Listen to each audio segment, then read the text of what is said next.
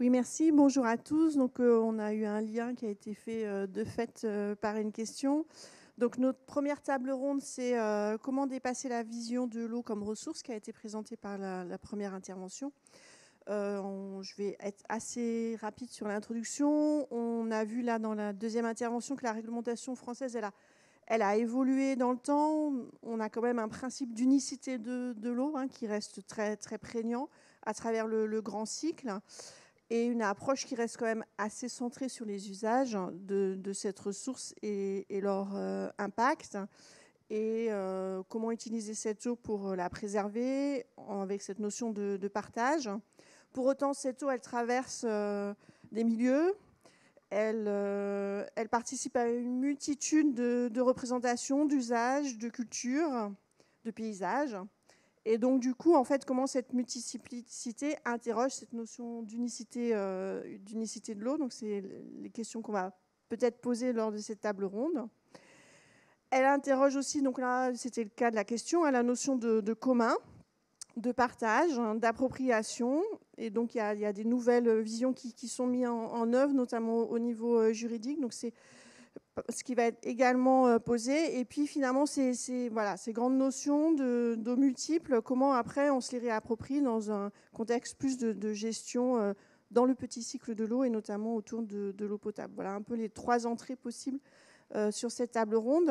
Donc le premier intervenant, c'est Jamie Linton. Vous êtes chercheur au laboratoire Géolab de l'Université de Limoges. Vous travaillez sur les histoires de l'eau, histoire hydrologie. Et donc, voilà, j'aimerais que vous nous présentiez de façon plus précise ces notions d'eau plurielle.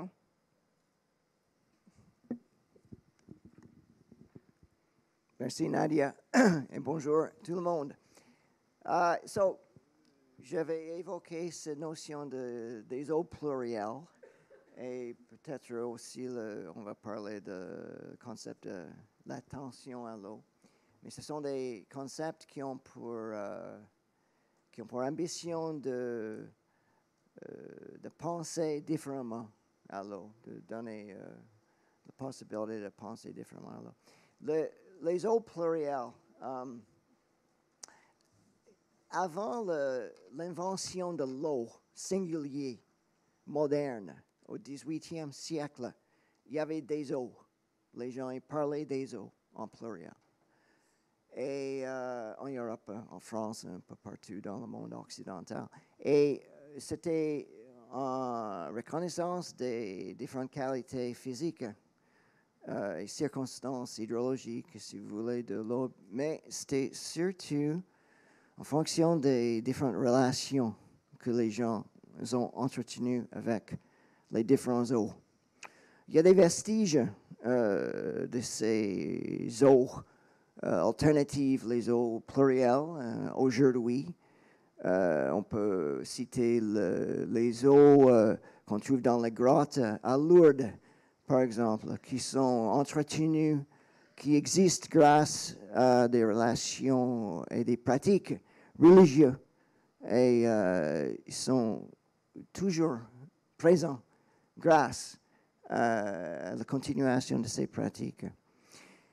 Quand on parle des ressources en eau, les ressources en eau, ça implique aussi des relations. On ne pense pas trop, on dit toujours les ressources en eau, on parle des ressources en eau sans beaucoup réfléchir, mais ça implique une relation instrumentale, ça implique un raisonnement instrumental vis-à-vis la relation entre les hommes et l'eau.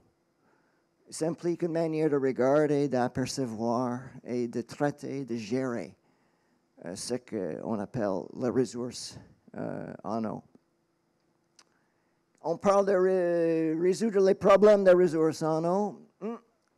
Cela implique l'utilisation de souvent le même raisonnement et une application de la même relation qui ont donné lieu au problème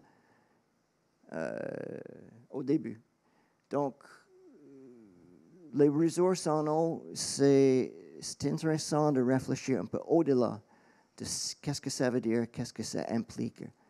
Depuis la fin du XXe siècle, la deuxième moitié du XXe siècle, on parle de plus en plus de l'eau comme un phénomène écologique, comme l'eau comme un élément très important de l'écologie. Et là, on a un différent type de relation entièrement avec l'eau. Depuis ce moment-là, on a un conflit vraiment basique entre ce concept de les ressources en eau et l'eau comme un élément de l'environnement. Et c'est un enjeu, c'est de trouver les moyens de résoudre ce conflit essentiel, conflit vraiment basique entre ces deux eaux, parce qu'ils ne sont pas la même chose. Ils ne sont pas la même chose grâce à la relation et le raisonnement qu'il y a et les méthodes qu'on mettra en place pour connaître ces différents types d'eau. On va parler, et je sais que Nathalie va parler des rivières comme personnes juridiques. Pour moi, c'est un autre exemple des différents types d'eau. De plus en plus, on a un intérêt de l'eau comme un être vivante. Les eaux comme des personnes morales et personnes juridiques. Encore, je veux souligner l'aspect relationnel de ce type d'eau. Les eaux, on peut parler de la Wanganui rivière en Nouvelle-Zélande, par exemple, qui est déjà citée. La rivière Wanganui, c'est vivante pour les Maoris de Nouvelle-Zélande grâce à la relation qu'ils entretiennent avec cette rivière. Ils sont toujours entretenus avec la rivière. Ce sont des relations de respect et de réciprocité. Et autant que ces relations sont entretenues, le bien-être des gens et de la rivière est entretenu. Ça veut dire qu'on ne pense pas à la rivière, on pense aux relations. Et c'est le même, si tu veux, c'est un peu la même leçon pour la gestion. C'est de considérer moins gérer l'eau que gérer nos relations entre nous, mais aussi entre nous et les différents eaux. Si je veux juste vite passer à le deuxième concept que je voudrais, récemment j'ai écrit sur le concept de faire attention à l'eau.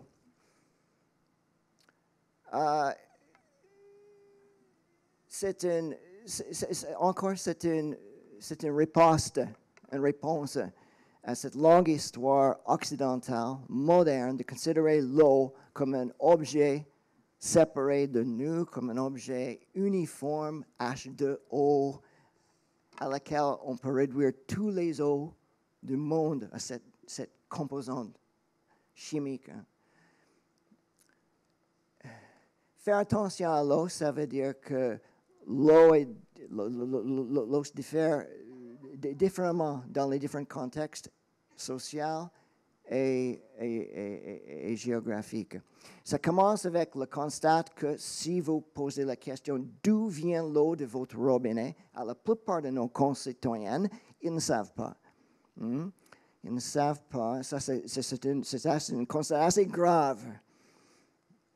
Et faire attention à l'eau, c'est juste là, faire attention c'est une approche un peu phénoménologique, faire attention à vos propres relations avec l'eau, vos relations corporelles et charnées avec l'eau.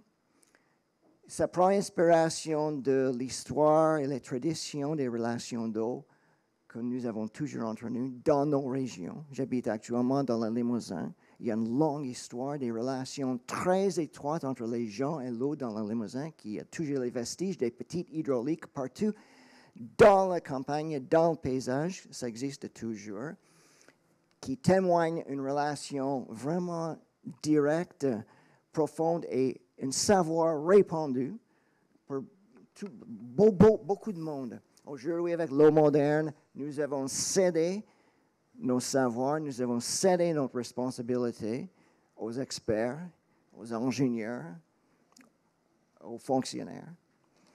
Et l'argument de faire attention à l'eau est simplement un argument de redécouvrir qu'est-ce qu'est l'eau pour nous. Bon, est-ce que ça répond à vos questions?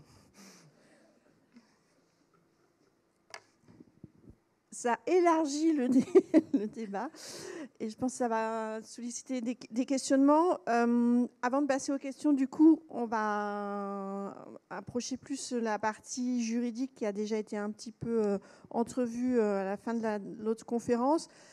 On voit qu'effectivement, ces regards, ça remet la question en fait, de la nature. C'est-à-dire l'eau fait partie de la nature et l'homme aussi. Et c'est un tout finalement. Et donc, du coup, comment, au niveau juridique, on peut questionner cela? Alors, on a parlé du Parlement de Loire, on a parlé de la personnalité juridique de certains cours d'eau, notamment en Nouvelle-Zélande, qui a été beaucoup médiatisée. Et qu'est-ce qu'on fait voilà, de ces nouveaux regards portés? Comment le droit s'en empare? Quelles sont les opportunités? Et puis aussi, peut-être, les risques. C'est peut-être un peu fort, mais voilà. Merci Nathalie de nous éclairer à ce sujet. Merci Nadia, bonjour à tous et mes meilleurs voeux et je vous remercie de me faire intervenir. Alors, j'avais le droit à 2 petites slides, donc je me suis permis de vous faire 2 petits slides. Non, c'est pas cela, c'est pas grave, on va les retrouver. Si on me met le bon, ça serait super. Alors, voilà, impeccable, merci beaucoup. Alors, d'où je parle d'abord pour un petit peu me situer et situer mon intervention. Donc, je suis en effet juriste et spécialiste du droit européen de l'environnement et je suis située à Rennes. Et donc, l'intervention situe, je dirais, à la croisée de plusieurs recherches qu'on a conduites au niveau de mon laboratoire, notamment l'une sur les droits de la nature et le droit européen dans le cadre d'une étude pour le Parlement européen, justement, et le groupe des Verts, et puis une autre étude que l'on conduit avec ma collègue Emmanuelle Hélier, ici présente, en géographie, sur une entité très singulière que sont les groupements d'eau privés, en particulier au sud de Rennes, aux alentours de Redon. Donc, voilà un petit peu rapidement pour situer les réflexions. Alors, pour répondre à la question comment dépasser la vision de l'eau comme ressource, eh bien, je vais m'amuser à discuter sur 3 aspects. La première question, je renverrai à une autre question. Est-ce que le droit n'a-t-il pas déjà dépassé cette vision de l'eau comme ressource?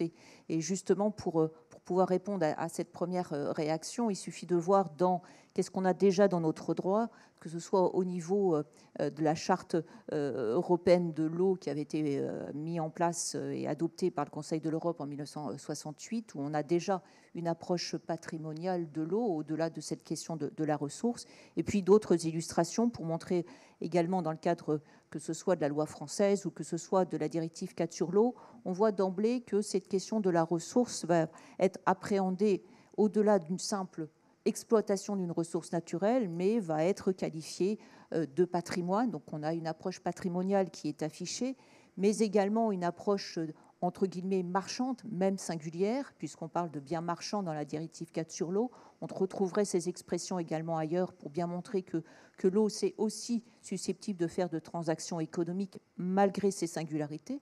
L'eau, c'est aussi un service public, c'est aussi lié à la question de la jouissance de l'ensemble de nos droits humains.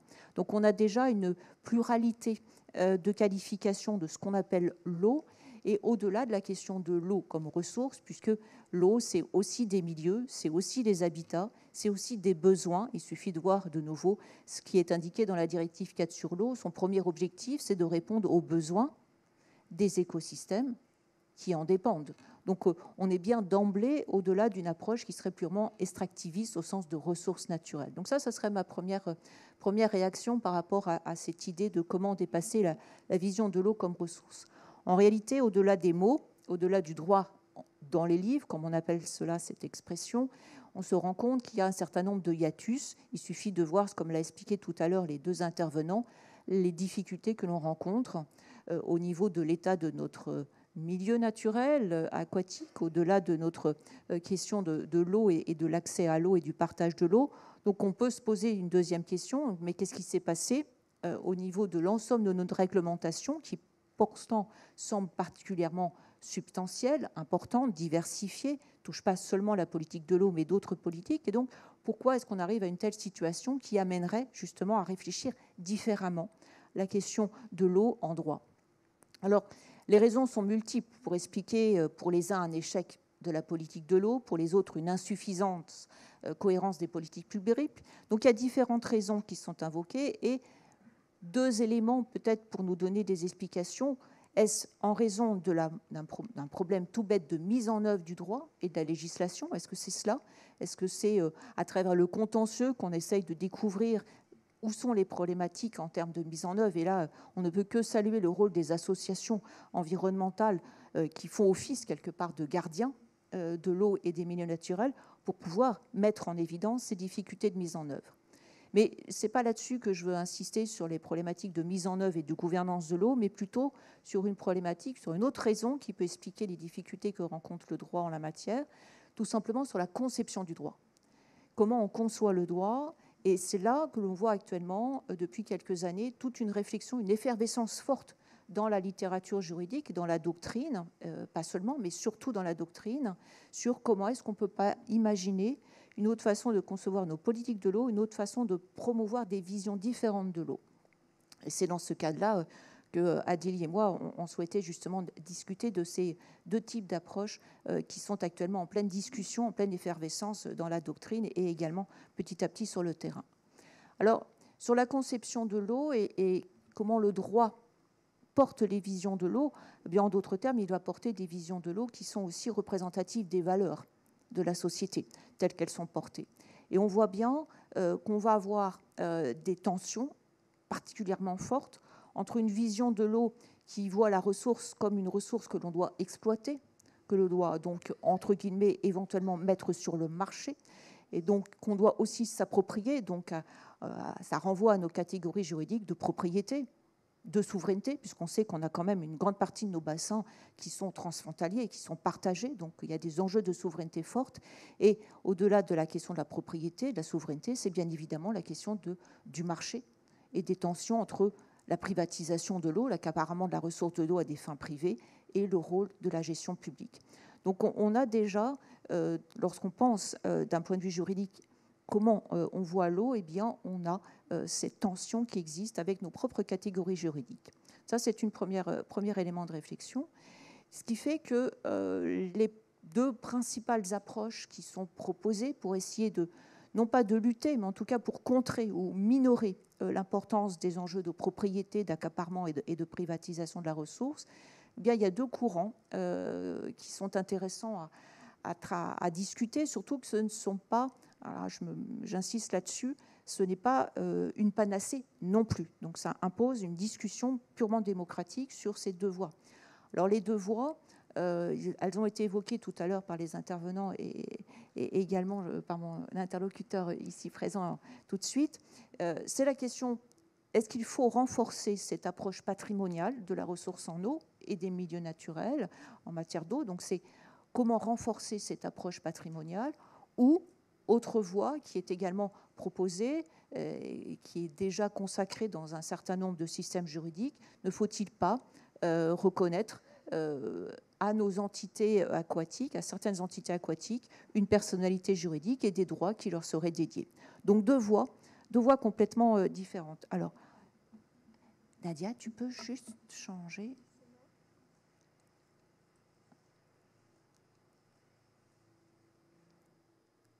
Ok, super. Merci. Donc une illustration, peut-être que vous connaissez un certain nombre de ces petites images. J'ai préféré jouer sur le visuel que des textes. On voit le courant qui apparaît à travers la question de l'eau comme bien commun, que ce soit dans le monde de la recherche, avec le fameux paper One Water dont certains d'entre vous font partie, qui justement est là pour réfléchir sur est-ce que penser différemment et avoir une autre vision de l'eau comme un bien commun, est-ce que ça change notre façon d'agir, de se comporter et donc de gouverner la question de l'eau? Donc ça, c'est tout juste lancé, ce programme de recherche, et on aura notamment un des séminaires au mois de mars, fin mars à Rennes, justement, qui va réfléchir sur ces enjeux-là. Et puis, on a toute une série d'ouvrages également qui visent à réfléchir sur qu'est-ce que c'est un bien commun, est-ce que c'est bien approprié pour la question de l'eau. Et derrière ces enjeux de eau pensés comme communs, souvent on voit quoi? On voit des luttes de citoyens ou d'associations comme à l'encontre à la fois de mécanismes d'accaparement de la ressource en eau, de privatisation de la ressource en eau. On a notamment en tête ce qui s'est passé en Amérique latine ou tout simplement aussi en Italie avec le référendum en 2011 pour Naples qui refuse justement cette privatisation de l'eau avec une dimension forte sur la question de l'eau. C'est une chose publique, il faut que ça soit une gestion publique qui soit à la clé. Donc on a derrière ces enjeux-là une problématique qui est liée à est-ce que le privé, la marchandisation n'est pas une impasse et comment est-ce qu'on peut répondre en invoquant la question du bien commun. C'est aussi en Italie qu'on voit aussi un certain nombre de chercheurs qui réfléchissent et qui proposent, même si ça ne va pas aboutir, en disant d'un point de vue de la conception du droit qui résonne par objet, qui résonne par sujet, avec qui résonne entre guillemets par sujet, par chose, par personne et par chose publique ou chose privée. Est-ce qu'il ne faut pas imaginer une autre catégorie juridique? Et on voit des chercheurs italiens en 2007 qui proposent, entre les choses privées et les choses publiques, pourquoi pas imaginer une chose qui soit commune. Et c'est là qu'on voit des discussions qui apparaissent. Sans trop m'apesantir, parce que le but c'est quand même d'échanger, mais il faut avoir en tête qu'il y a pour l'instant, un manque de stabilité de la notion de bien commun, parce qu'on va parfois parler de bien public, de bien commun, mais de quoi parle-t-on véritablement? Et on se rend compte qu'au niveau international, comme au niveau européen et au niveau national, c'est loin d'être clair. Il y a un consensus pour dire que c'est commun, il faut que ça soit accessible à tous, il faut que ça soit un partage équitable, mais qu'est-ce qu'on met vraiment derrière la notion de bien commun? Et si on pousse jusqu'au bout, le débat et la discussion, on garde la notion de bien. On garde la notion de bien, ce qui fait que certains disent, plutôt que de garder la notion de bien, parlons plutôt de la notion de chose. Alors c'est vrai que ça peut paraître très conceptuel, ces débats, mais il n'empêche qu'en fonction du choix de la vision qu'on va retenir, ça va se répercuter sur le mode de gestion et sur la gouvernance.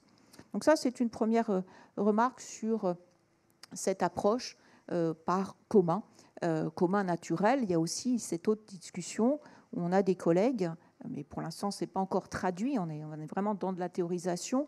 On va plutôt parler de commun naturel pour faire le lien, et je rejoins ce qui a été dit auparavant, comment penser le lien entre les milieux naturels, aquatiques, l'eau, et les milieux sociaux, et donc comment penser la dimension relationnelle à travers l'expression de commun naturel. Et puis, la deuxième dynamique qui existe également et qui est aussi très discutée, très controversée, pour avoir terminé le rapport l'année dernière pour le Parlement européen, on a mesuré comment c'était épidermique, cette question des droits de la nature, extrêmement épidermique, et qui n'est pas du tout quelque chose de consensuel. Alors, lorsqu'on voit les premières manifestations de cette question, je vous renvoie, c'est 72, c'est lorsque Stone se pose la question, est-ce qu'il ne faut pas reconnaître aux arbres le droit d'ester en justice? Ça passe entre guillemets dans l'oubli, on n'en parle plus, et puis il faut attendre 2008 pour que l'Équateur, dans sa constitution, reconnaisse la Pachamama, et donc on a des visions autochtonistes qui vont réapparaître. Et qu'est-ce que montre ensuite ce mouvement des droits de la nature? Il montre tout simplement la pluralité des visions, qui était tue à travers une vision très occidentalisée et qui s'est diffusée dans le monde entier. Et donc à travers ce mouvement des droits de la nature, on va voir apparaître d'autres façons de voir l'eau d'un point de vue relationnel ou d'un point de vue tout simplement bioculturel, avec des dimensions complètement différentes. Et donc, comme par hasard, ce mouvement des droits de la nature va, entre guillemets, se disséminer avec une focale forte sur la question de l'eau, qui montre bien peut-être en effet que des débats se posent sur la question de l'attachement à l'eau, sur la question du sensible, etc.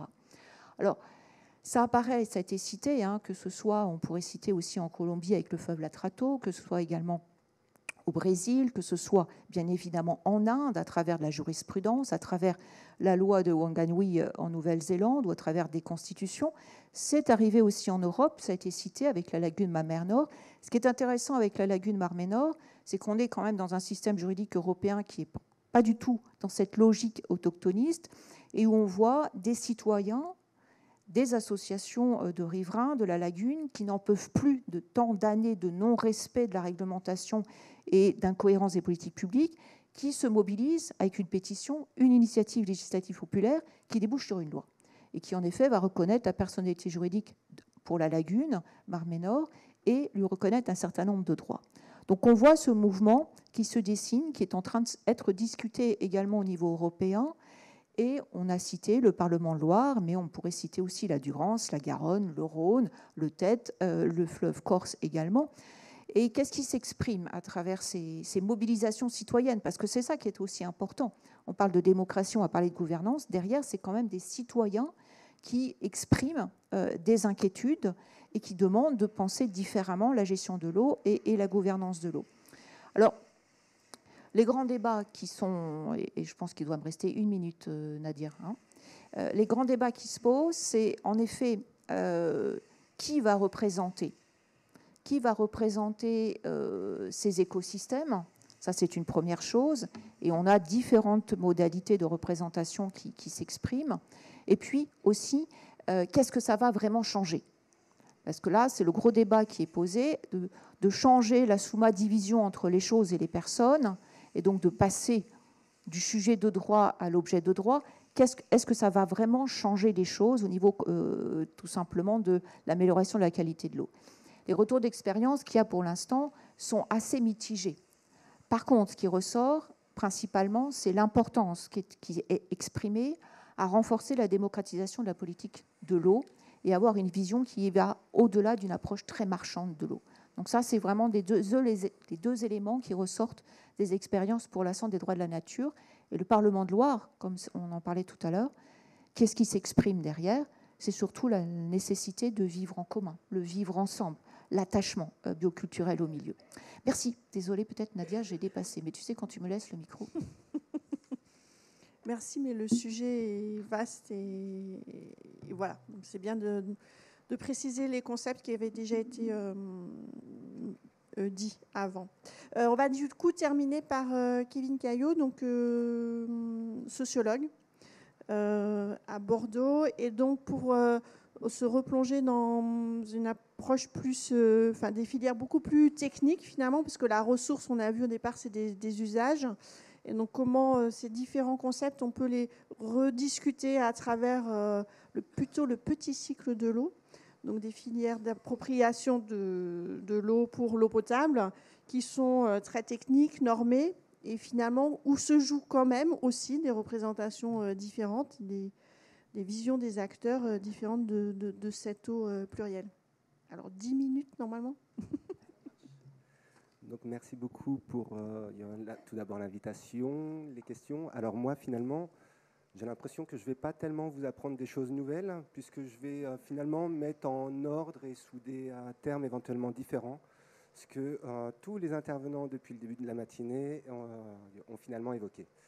Alors, en effet, ma réflexion part d'un constat qui va vous paraître extrêmement classique et basique, qui vise finalement à réinscrire la question de l'eau potable en fait dans une approche systémique, laquelle finalement lie des ressources, des territoires et des usagers par l'entremise en fait de services comme tu l'as dit Nadia, certes techniques avec leur lot d'équipements et d'infrastructures, mais qui répondent également derrière cela à des visions et des logiques politiques et gestionnaires.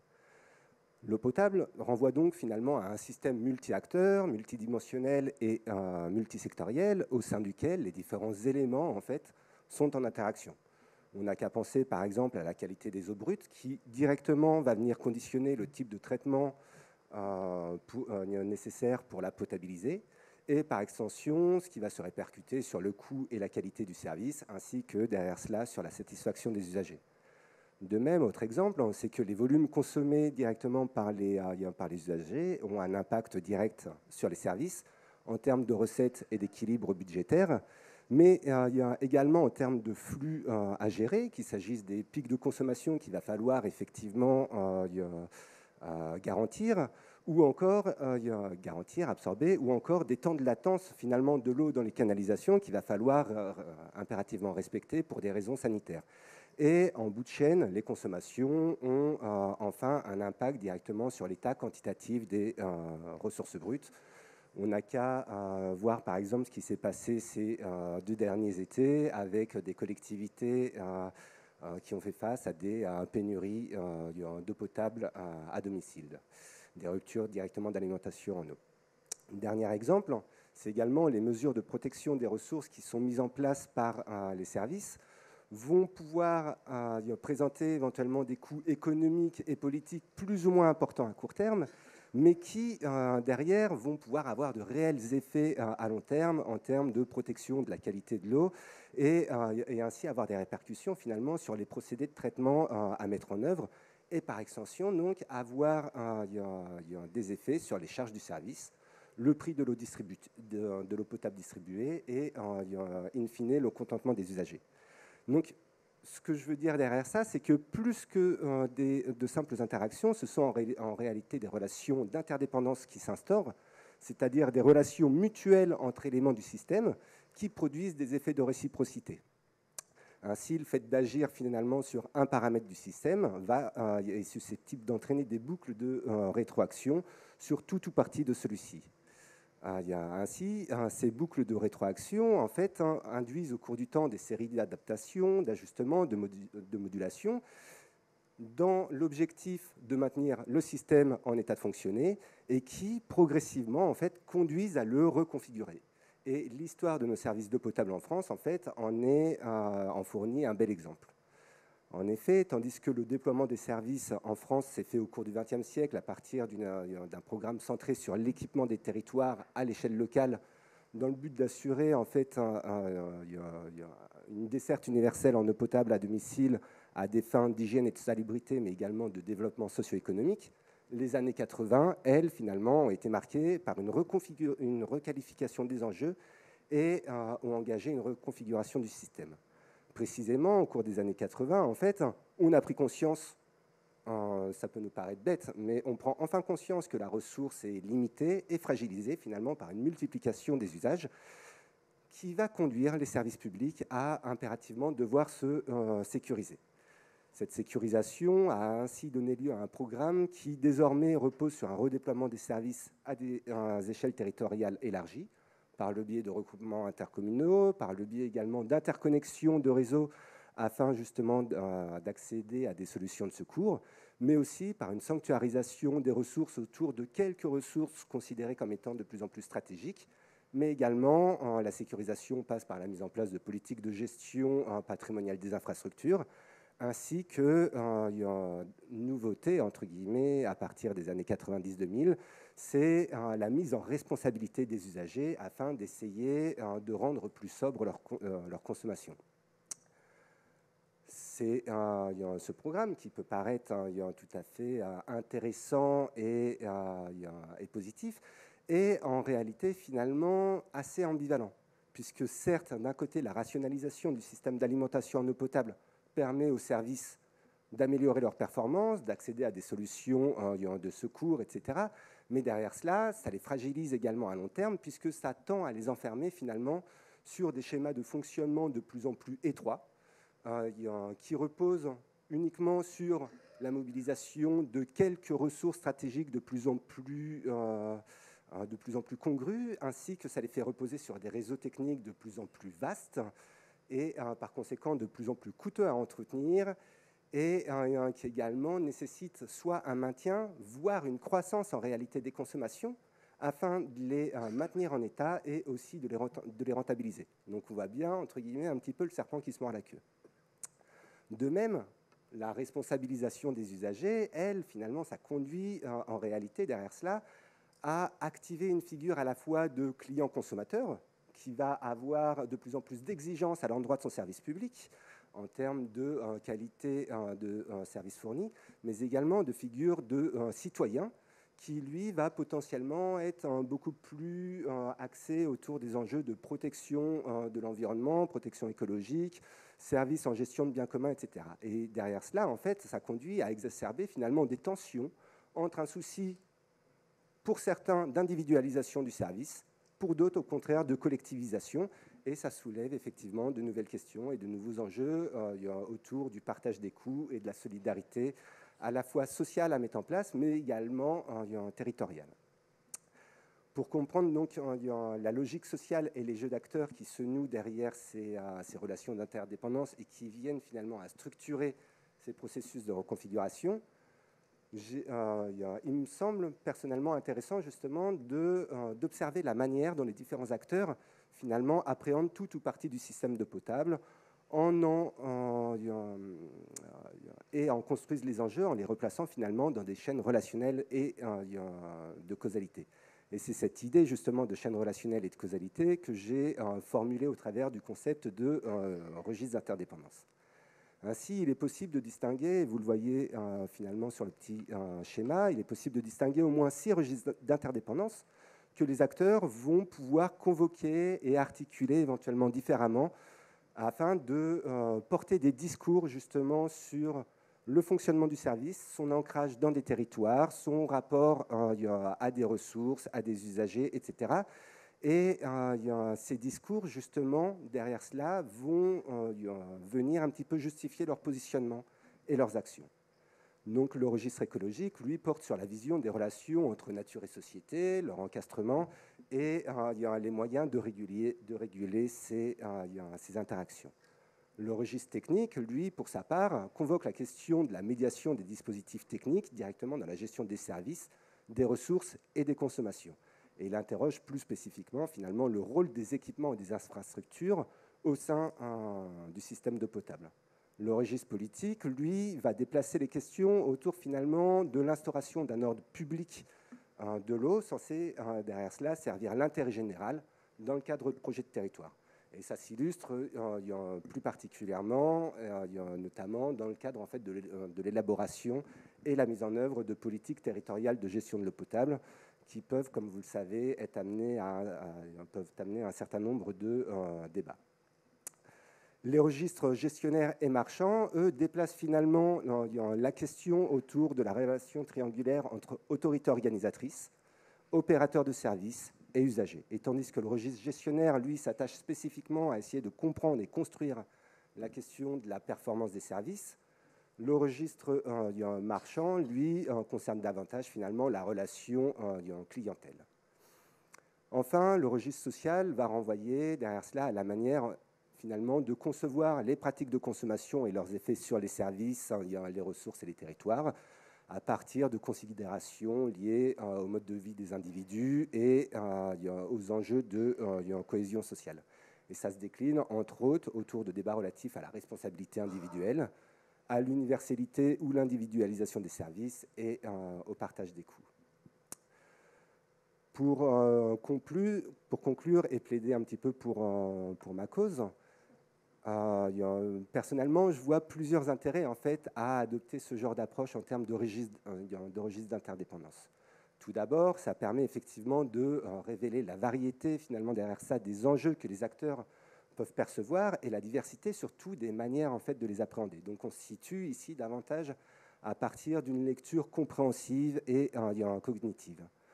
Ainsi, la gestion de l'eau potable va pour certains être pensée avant tout sur un registre écologique, donnant lieu à des discours, par exemple, sur les causes macrostructurelles de la dégradation des ressources, avec, par exemple, l'impact du changement climatique, tandis que d'autres vont éventuellement davantage l'exprimer, ce registre écologique, en fait, sous l'angle d'un problème lié, en fait, aux usages agricoles, industriels et ou urbains, qui vont ainsi venir affecter la ressource en eau. Pour d'autres, au contraire, le registre écologique va éventuellement pouvoir être discuté, convoqué, mais aussi, surtout, éclipsé en fait, derrière par un discours qui porterait sur le fonctionnement direct des services et sur la performance. Donc là, on est bien ici sur le registre gestionnaire et on n'a qu'à entendre éventuellement, par exemple, toutes les critiques adressées aux opérateurs de services sur les réseaux d'eau qui seraient plus ou moins défaillants, le nombre de fuites, il y a l'incapacité à y répondre ou la tolérance que l'on pourrait avoir autour justement de ces réseaux fuyards.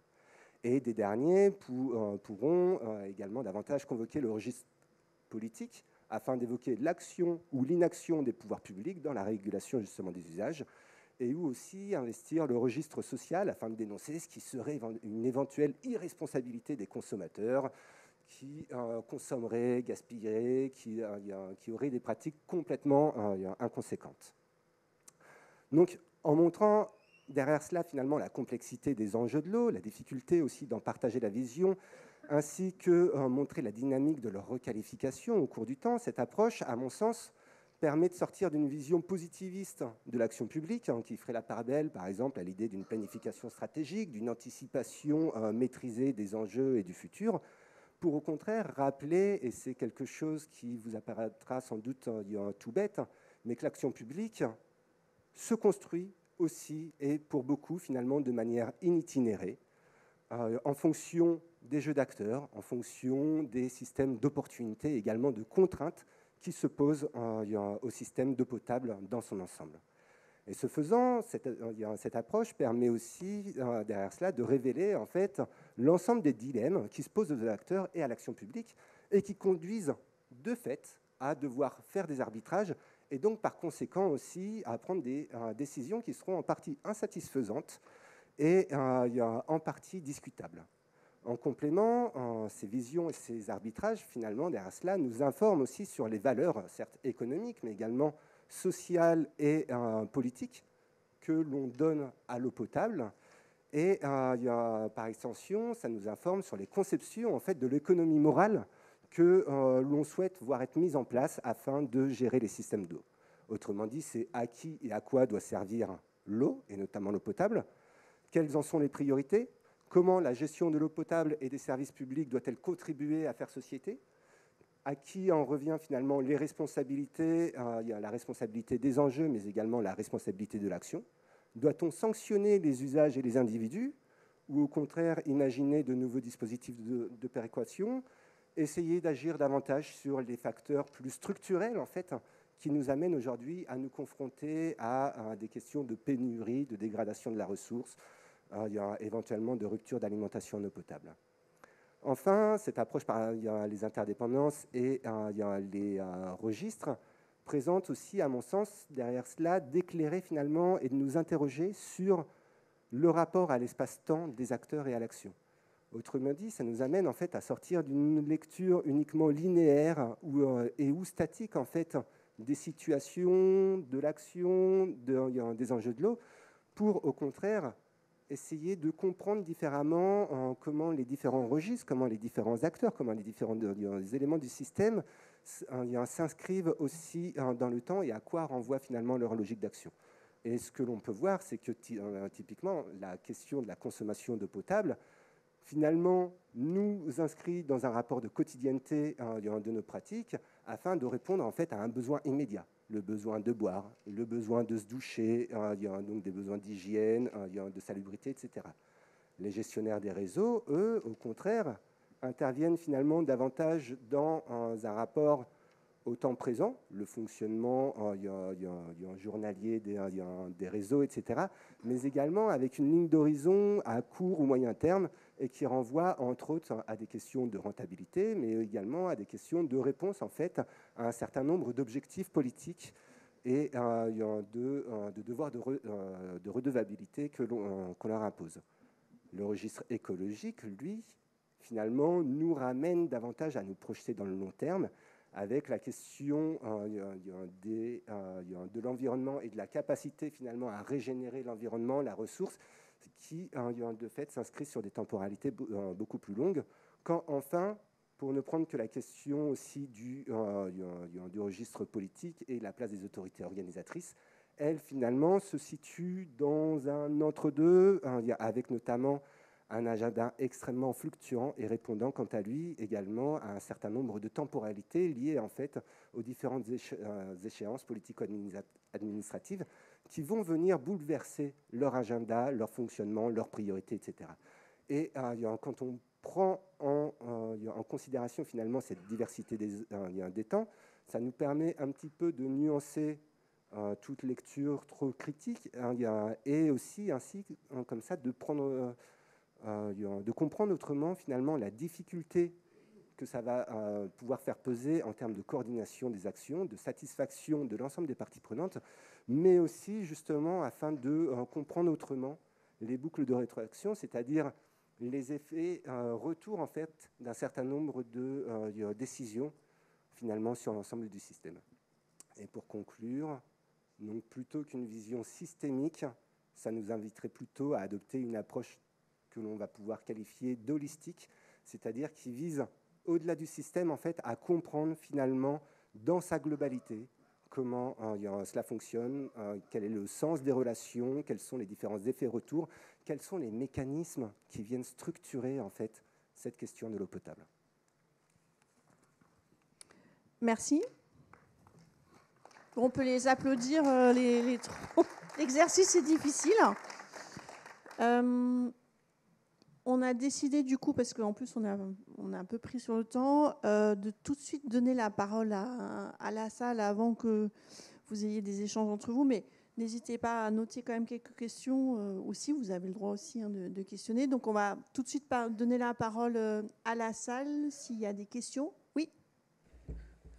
Oui, Rivière de Bretagne, Pauline Pénobert. Vos interventions étaient très intéressantes. Ça me fait poser la question, en fait, justement, de l'eau singulier versus pluriel. Ce que ça me fait peur, c'est que je vois bien, on a une eau à forte valeur environnementale et patrimoniale, qui sont les grandes rivières, qui sont les grands fleuves, les grands espaces, VS les petits cours d'eau, VS les têtes de bassin versants, tous ces espaces-là, et notamment même dans la notion d'eau potable, d'eau usée. Et pour moi, ça va vraiment poser la question de comment on associe justement aujourd'hui ces parlements de l'eau qui sont en train de se créer dans nos grandes rivières qu'on connaît et qu'on a envie de protéger. Mais si on protège ça, mais qu'on ne protège pas nos petites têtes de bassin versant et qu'on laisse se faire approprier, polluer et prélever sans aucune protection, on ne protège pas en fait aussi ces grandes rivières et ces grands espaces. Et aujourd'hui, souvent, on voit qu'on a un fort lien. Le littoral, on veut le protéger et on ne veut pas protéger nos têtes de bassin versant. Et pourtant, c'est là que souvent se passe tout. Et pour moi, il y a vraiment, de mon analyse personnelle, il n'y a vraiment qu'une seule eau. Et c'est bien ça aussi qu'il faut dire, c'est qu'on n'a qu'une eau commun naturel. Et comment on met en lien en fait justement ces choses où c'est plus facile d'avoir envie de les protéger que toutes ces choses qu'on ne voit pas, qui ne nous semblent pas intéressantes et qu'on n'a pas forcément envie de protéger. Je pense notamment au fossé. La notion de fossé, elle est quand même très révélateur du rapport qu'on y a. Comment vous voyez ça? Parce que moi, c'est un peu la peur que j'ai aussi aujourd'hui. C'est pas une peur, mais c'est le questionnement qu'on se pose aujourd'hui quand on voit la question de protéger ces grandes rivières vs tous ces petits cours d'eau qui ont des fois même pas de nom. Effectivement, donc entre unicité de l'eau, c'est-à-dire que finalement l'eau elle circule, il ne faut pas l'oublier, et en même temps on voit bien ces approches plurielles qui ont tendance à se centraliser sur un espace avec effectivement les fleuves un peu qui prennent la place. Bon, qui répond? Je peux répondre, peut-être tout le monde va répondre, mais pour moi, c'est plutôt une question qui tombe dans le concept de attention à l'eau, parce que le concept de bassin versant, c'est primordial, c'est quelque chose qui n'est pas bien compris par la plupart du monde, mais c'était bien compris par nos ancêtres. Hein? Ils savaient bien, surtout moi, je viens du Canada, et faire la canoë du Canada, il faut comprendre bien le concept d'un bassin versant, parce qu'il faut monter, il faut descendre, voilà. Donc, avoir le concept de bassin versant, c'est un bon début de comprendre l'importance de l'intégrité de ces eaux. Et pour moi, c'est une question de faire sortir les étudiants sortir de la classe, sortir des écrans et mettre ses bottes pour comprendre qu'est-ce que ça veut dire un bassin versant.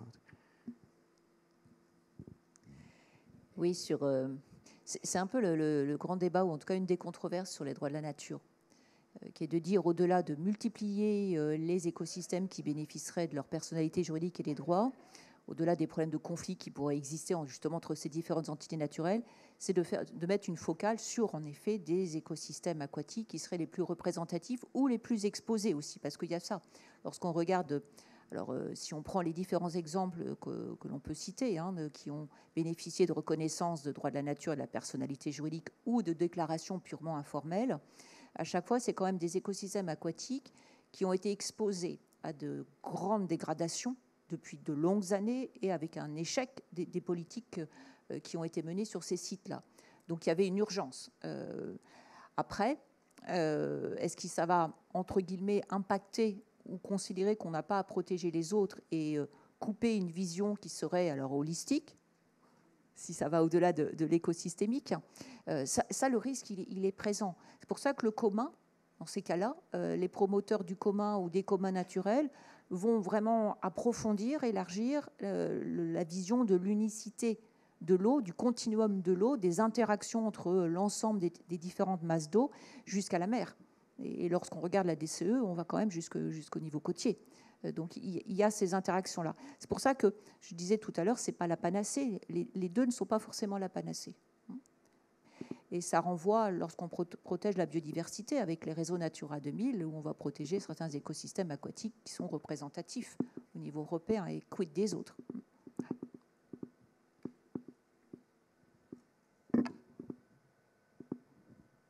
Kevin, est-ce que tu voulais faire une réponse par rapport à ça ou... Juste il y a un élément complémentaire à Nathalie, mais très court. À mon sens, c'est effectivement, mais comme David l'avait évoqué ce matin, donc déjà effectivement convoquer l'ensemble des acteurs qui à la fois participent à créer, à constituer le territoire et qui contribuent aussi à la question du cycle hydrosocial. Et derrière ça, c'est donc quelle mise en lien, comment faire, comment articuler, les petits cours d'eau, les grands cours, avoir une approche en bien commun, etc. C'est à mon sens toute la difficulté effectivement de ces processus de co-construction. Où déjà, comment est-ce qu'on fait pour apprendre à se parler, à se comprendre, à se connaître, et ce qui, à mon sens, est important et qu'on oublie sans doute peut-être un peu trop, c'est poser la question, je l'ai très vite évoqué tout à l'heure, mais la question des valeurs. Quelles valeurs on place finalement vis-à-vis de ces ressources en eau, mais aussi vis-à-vis des usages. C'est marrant, je repensais à ça il n'y a pas très longtemps, c'est Denis Salle, un ancien directeur de recherche à INRAE, qui, lui, plaidait ces derniers temps pour passer de l'eau pour les usages vers quels usages pour l'eau.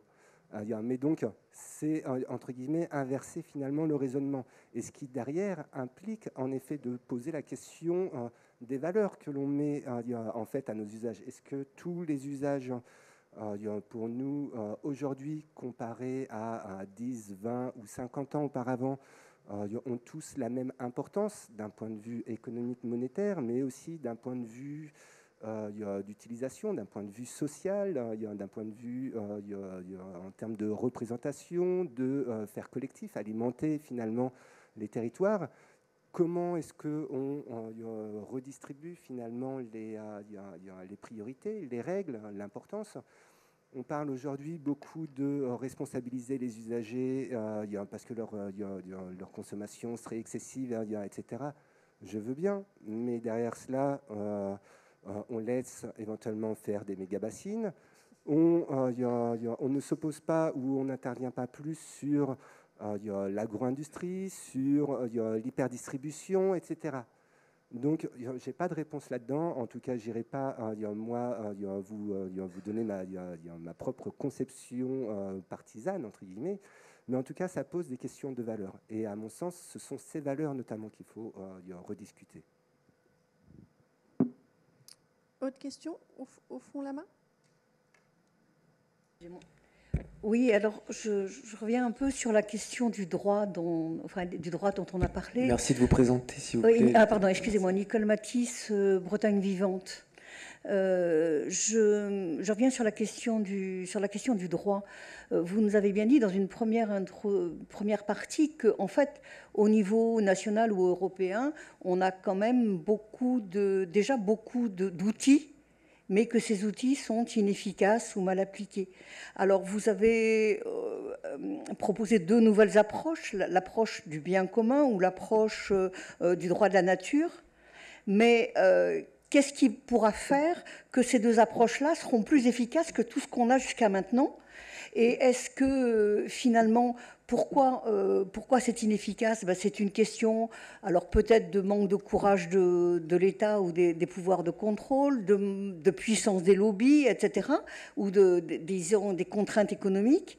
Et donc, comment ces acteurs qui sont responsables de changer la vision de l'eau, comment on peut les faire changer pour que la situation change? Parce que finalement, si les nouveaux outils ne sont pas mieux appliqués que les précédents, on ne progressera pas beaucoup. Oui, c'est pour ça que c'est vraiment des approches qui sont actuellement discutées chez les chercheurs, hein, et qui commencent à se mettre en application dans certains États avec les droits de la nature. C'est un pari, hein, c'est vraiment un pari qui est fait sur l'avenir, d'autant plus que ce que je vois dans ces approches, en quoi ça peut nous aider?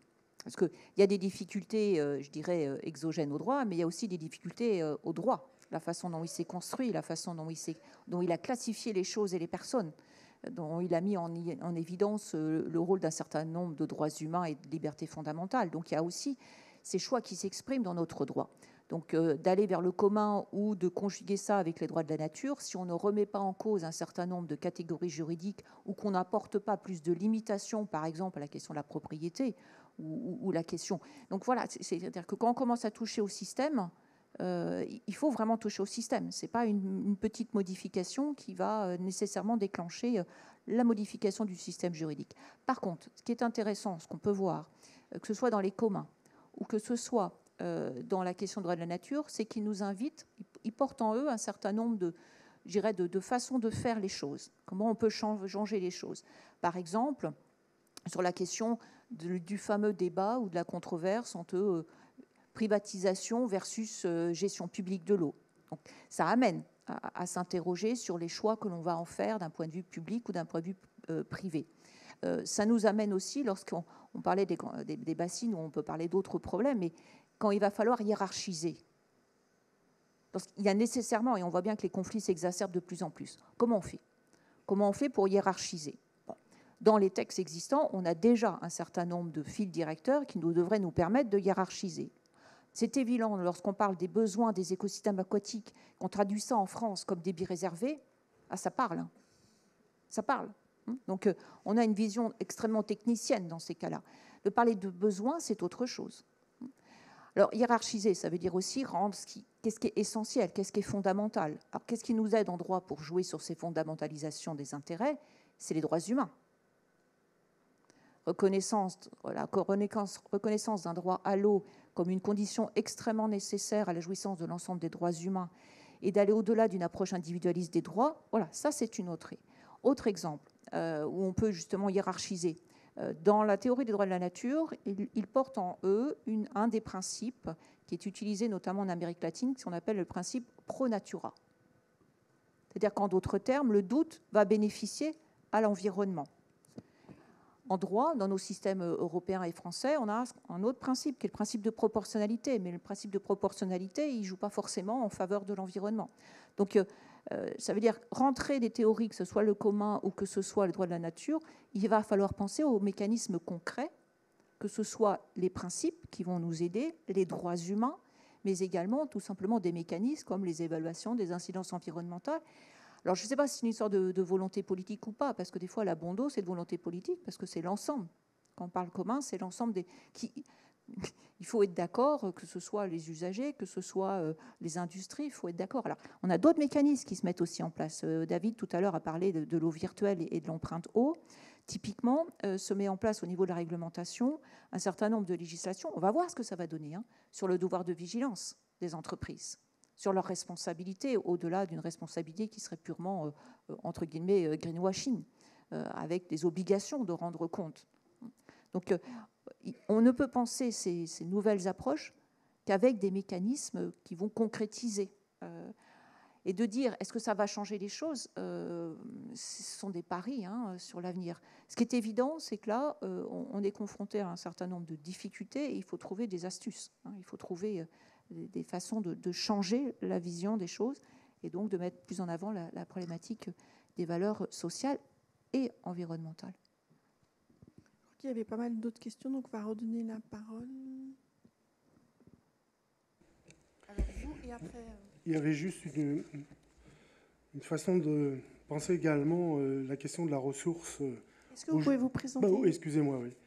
Patrick Anne, donc, de la Maison de la Consommation et de l'Environnement et du collectif Eau du Pays de Rennes. La façon dont sont présentées souvent la ressource, c'est une ressource minière parce que souvent, on a un langage beaucoup hyper technologique dans la question de l'eau.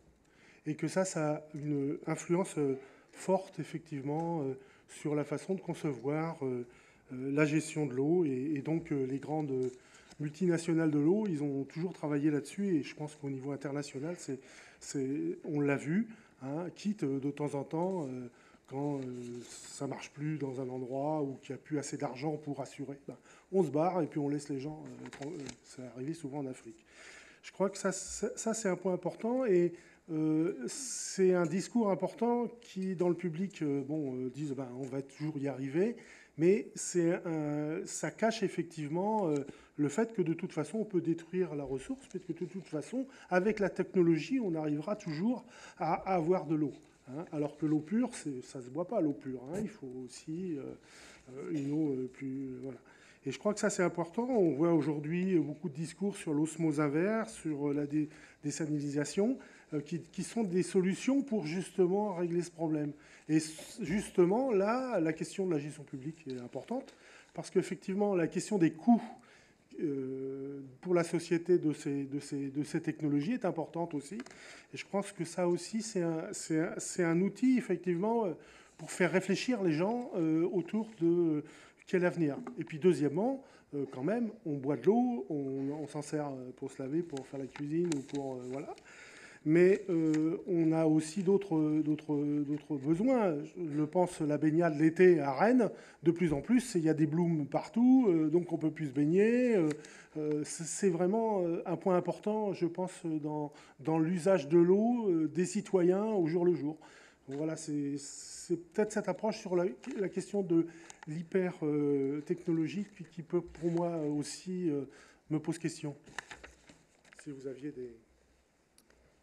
Qui veut réagir par rapport à cette approche ancienne, technique et particulièrement française aussi, hein. Oui. Il ne faut pas oublier qu'il y a en effet ce que j'évoquais en préambule de mon intervention et que vous l'avez très bien dit, hein, c'est qu'il s'agisse des services d'eau potable, mais derrière plus largement, on a eu à la manœuvre et on a encore aujourd'hui des corps constitués d'ingénieurs. Je pense par exemple à ceux formés à l'ENGES, l'École nationale du génie de l'eau et de l'environnement de Strasbourg, qui aujourd'hui irradie entre guillemets la France entière. J'ai rien contre eux, hein, c'est des amis, mais qui effectivement font fonctionner un certain nombre de services publics, se retrouvent dans les services déconcentrés de l'État, etc. Qu'il s'agisse des grands ingénieurs des eaux et des forêts, des ponts, etc. En tout cas, on voit qu'en effet cette question a été trustée à l'origine par ces ingénieurs, pas pour rien, hein, parce que derrière, ils ont de réelles compétences, de vraies connaissances extrêmement fortes, etc. Simplement que ça a coloré et surtout, en effet, ancré, notamment pour ce qui est des services publics d'eau potable, ça a ancré les services dans une culture technicienne. Et laquelle, finalement, aussi... se retourne un petit peu contre les usagers que nous sommes tous, puisque derrière, en fait, souvent, on a tendance, ou plutôt, c'est les services publics et ces agents techniques, pas de manière négative et péjorative, mais en tout cas, ils ont tendance, en effet, à méconnaître aussi un certain nombre de logiques sociales afférentes à nos consommations. Et ce qui fait que ça a pour effet finalement de disqualifier et délégitimer un certain nombre de visions et de pratiques, qu'il s'agisse des pratiques des consommateurs finaux du service public, mais aussi éventuellement d'autres utilisateurs de la ressource. Et en tout cas, ça a aussi pour effet finalement de nous enfermer dans une seule manière en fait principal de voir la gestion de l'eau, des services et donc derrière des solutions. Et c'est ce que l'on retrouve aussi d'une certaine manière avec le plan eau du gouvernement, hein, qui repose pour beaucoup sur du technosolutionnisme, où en fait on ne remet pas du tout en question finalement les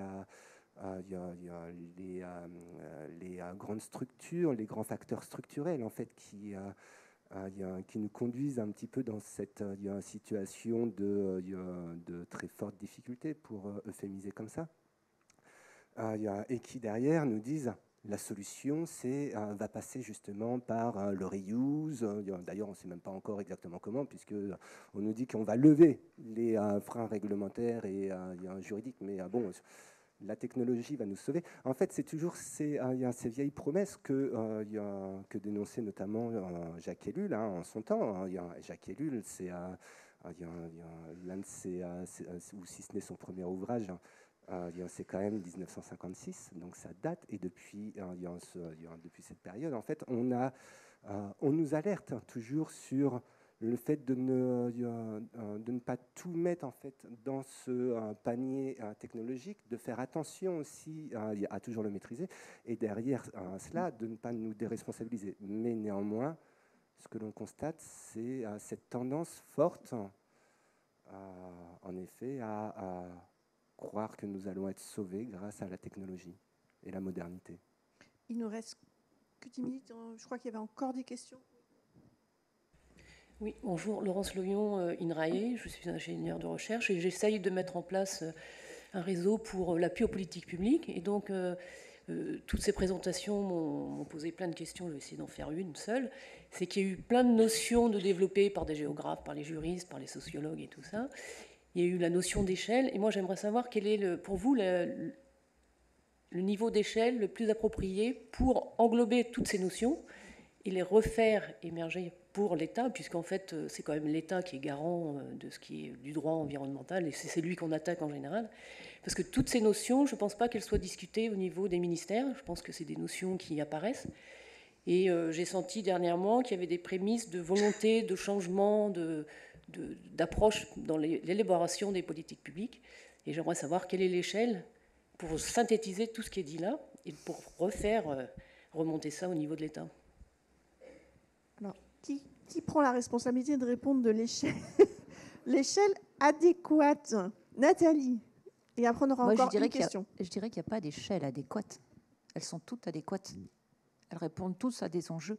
C'est-à-dire qu'on peut l'échelle locale, bien évidemment, mais si on n'avait que l'échelle locale, on a un tropisme en disant le local, c'est small is beautiful. C'est pas si évident que ça. Lorsqu'on voit l'importance des conflits dont les racines ne sont pas forcément au niveau local. Donc je pense qu'il n'y a pas une échelle idoine. Par contre, la nécessité d'avoir une bonne coordination sur qui fait quoi et une clarification sur qui fait quoi et qu'il n'y ait pas des difficultés, bah non, c'est pas moi, c'est l'autre.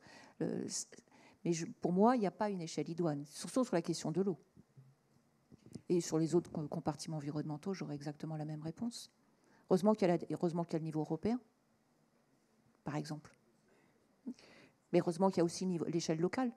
Les auditions du Parlement de Loire montrent bien qu'il y a une volonté dans un territoire donné aux citoyens, aux riverains, de s'approprier un territoire. Donc le local, heureusement aussi qu'il existe. C'est pour ça que pour moi, il n'y a pas une échelle.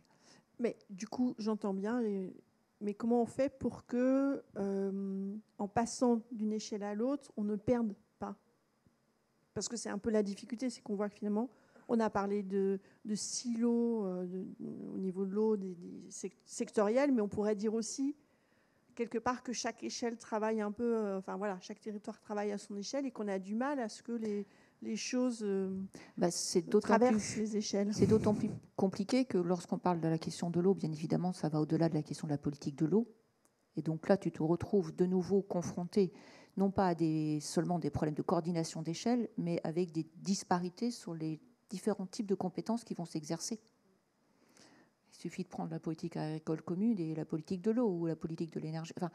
Donc à un moment donné, il y a ça aussi qui va rentrer en ligne de compte. Cette transversalité de la question de l'eau va bousculer, ou en tout cas va être compliquée ou complexifiée par la répartition des compétences selon les politiques concernées, en plus.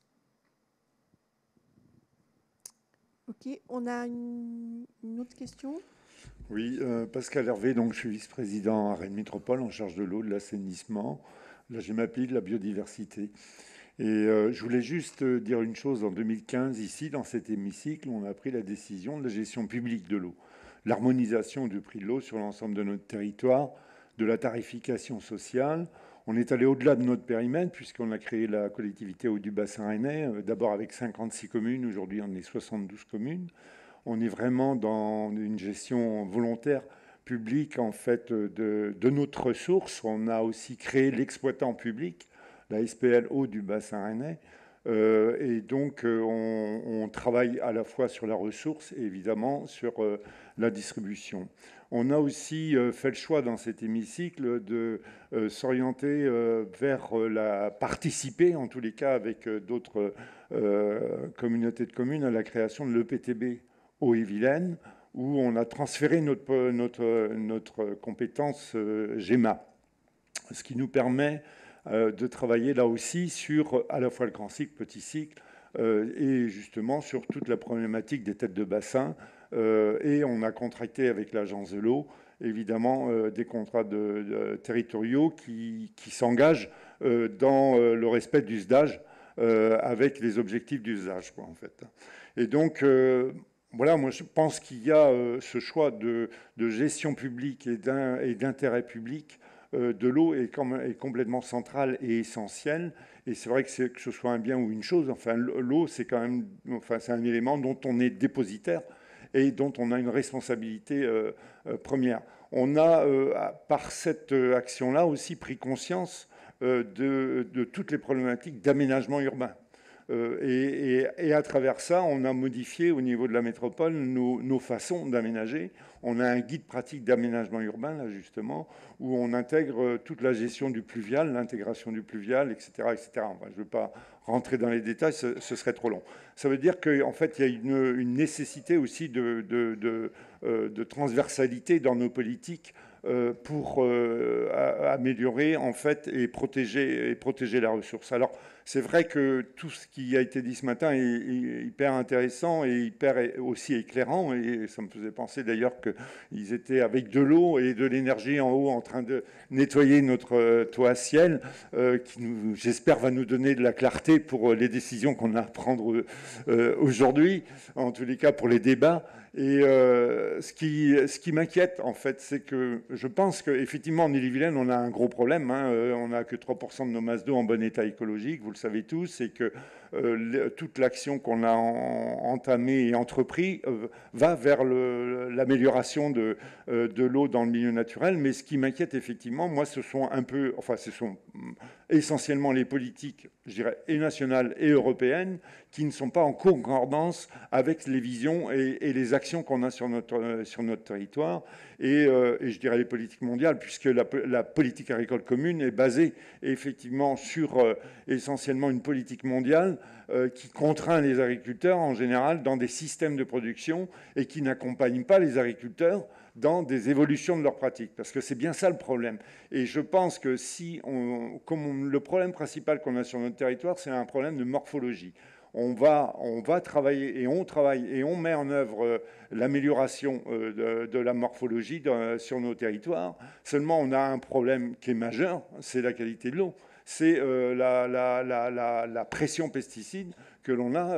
Et étant président de la SPL eau du bassin rennais, on n'arrête pas d'augmenter les traitements dans nos usines pour pouvoir toujours répondre aux normes de qualité d'eau, mais jusqu'où ça va aller, et est-ce qu'à un moment donné, on ne va pas être limité, quoi, en fait, hein.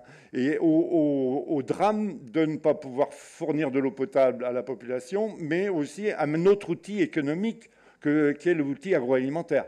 Et donc, je crois qu'on arrive à la limite d'un système là, où il faut qu'il y ait quand même des décisions majeures politiques, mais qui ne dépendent pas des politiques territoriales, qui dépendent des politiques nationales et européennes, et qui remettent, je dirais, dans le droit chemin, en fait, quelque part, la logique, en fait, des grandes politiques nationales et européennes, quoi, en fait.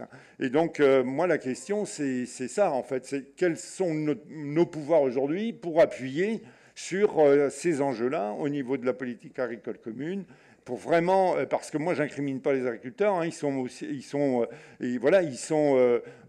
ce qu'on leur demande de faire, et si on n'est pas capable au niveau de la politique agricole commune de changer la donne, et c'est vraiment d'accompagner les agriculteurs dans des pratiques qui soient beaucoup plus respectueuses de l'environnement, eh bien, on n'arrivera pas à atteindre nos objectifs de qualité d'eau et d'assurer l'eau pour la population.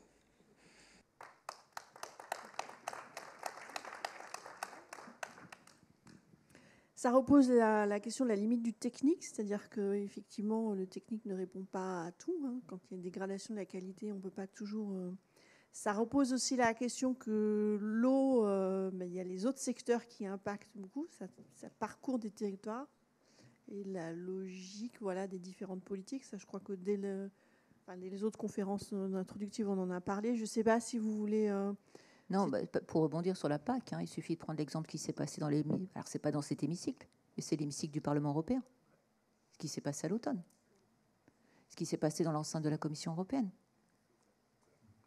Ce qui s'est passé avant l'été dans l'hémicycle du Parlement européen de nouveau sur le projet de règlement pour restaurer la nature qui va au-delà de la question de la nature protégée.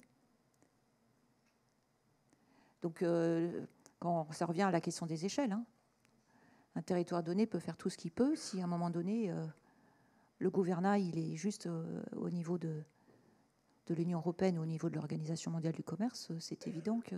Et plus la temporalité que tu évoquais, le temps que le système puisse vraiment réagir et donner des résultats, oui, ça crée des impasses. Enfin, c'est pas une impasse, mais en tout cas, on est dans le mur, là. La limite est déjà... Peut-être qu'en France, la limite planétaire eau n'est pas dépassée, mais au niveau de certains territoires, si. Juste un peu en phase le même. C'est une question d'agir sur toutes les échelles, toutes les échelles, parce que bien sûr à l'échelle européenne pour l'agriculture, à l'échelle globale, les échanges internationaux qui est responsable, mais vraiment, tous ces problèmes de l'eau impliquent aussi, au fond, un changement pas technique, pas légal, tout légal, technique, économique, mais culturel aussi. Culturel. Les problématiques, au fond, c'est une problématique culturelle. C'est intéressant de parler des interdépendances, parce que nous sommes interdépendants entre nous et nos relations avec l'environnement. Et tous nos lois, nos approches sont basées sur le concept de conflit. On a des parties prenantes. Chacun a sa propre intérêt dans cette situation.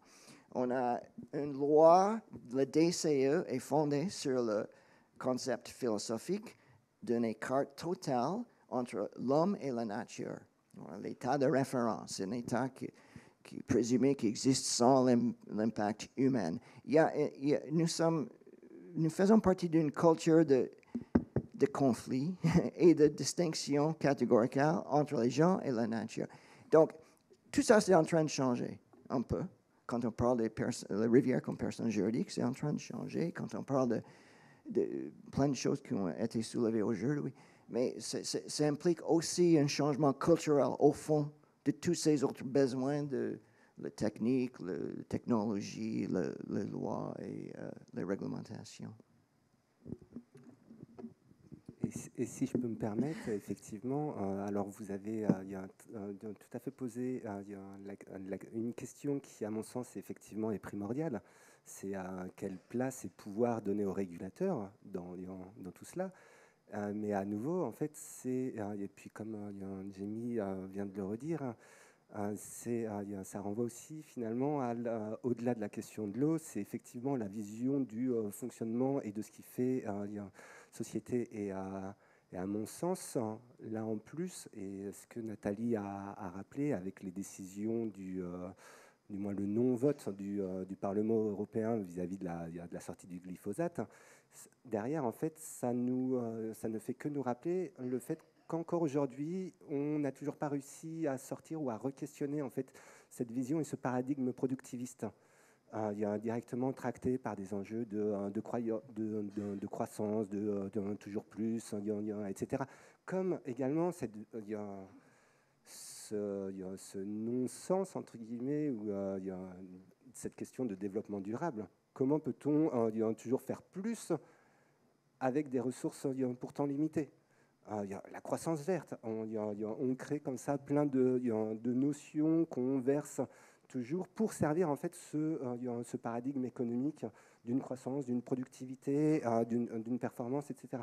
Donc ça pose la question à la fois donc, de la sphère politique, mais pas que, entre guillemets, de la sphère élective, au sens où même le simple citoyen, le simple utilisateur, consommateur,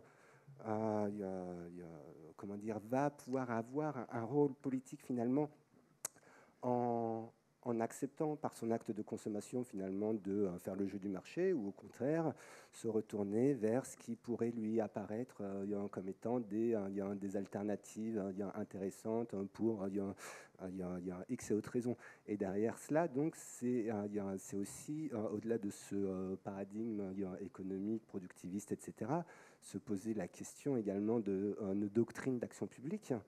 Quand on voit aujourd'hui que tous nos services publics, nos administrations, l'action publique répond finalement à un fondement néolibéral qui vise à reporter toujours sur l'individu la responsabilité de sa performance. Et performance, qu'est-ce que ça veut dire?